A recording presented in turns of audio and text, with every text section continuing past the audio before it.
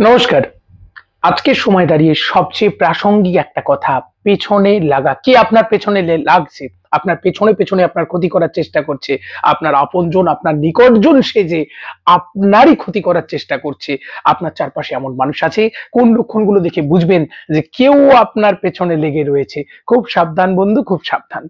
প্রথমেই বলি যে আজকে সামনে বেশ আর পেছন ফিরলেই বেশ, এইরকম মানুষের সংখ্যা প্রচুর। তো কিভাবে কোন লক্ষণগুলো, কোন অ্যাটিটিউড গুলো দেখে আপনি আইডেন্টিফাই করবেন, আপনি বুঝবেন আপনার পেছনে কেউ লেগে গেছে, আপনাকে তৎক্ষণাৎ সাবধান হতে হবে।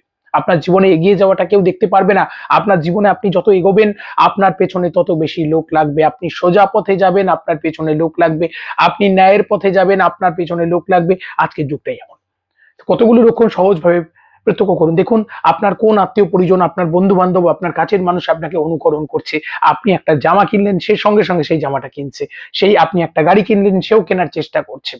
১ম এই অনুকরণটা দেখে আপনি ভাববেন যে সে আমাকে খুব ভালোবাসে না, তার মনের মধ্যে একটা গোপন হিংসা রয়েছে। ১ম হচ্ছে এটা।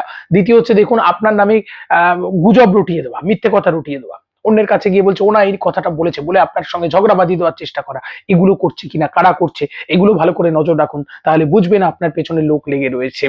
তৃতীয় হচ্ছে আপনার পরিবারের সদস্যদের সঙ্গে আপনার ঝগড়া তৈরি করে দিচ্ছে। যদি এমন হয়, হঠাৎ করে দেখবেন পরিবারের কোনো সদস্য আপনার সঙ্গে আর কথা বলছে না। তার মানে মাঝখানে কেউ একটা আছে যে তার কানটা ফুঁসলিয়ে আপনার সঙ্গে এই পরিস্থিতি তৈরি করেছে। এগুলো একটা ব্যাপার। এগুলো তারা প্রত্যক্ষ সংঘাতে যাবে না। এগুলো যদি থাকে জানবেন আপনার পেছনে লোক লেগে গেছে।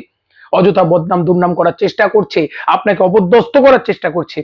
এবার তখন উপায়টা কি হবে? সমস্যা নিয়ে কথা বললে হবে না, সমাধান নিয়ে বলতে হবে। সমাধান একটাই, মাথা ঠান্ডা করো, নিজের কাজে মন দাও।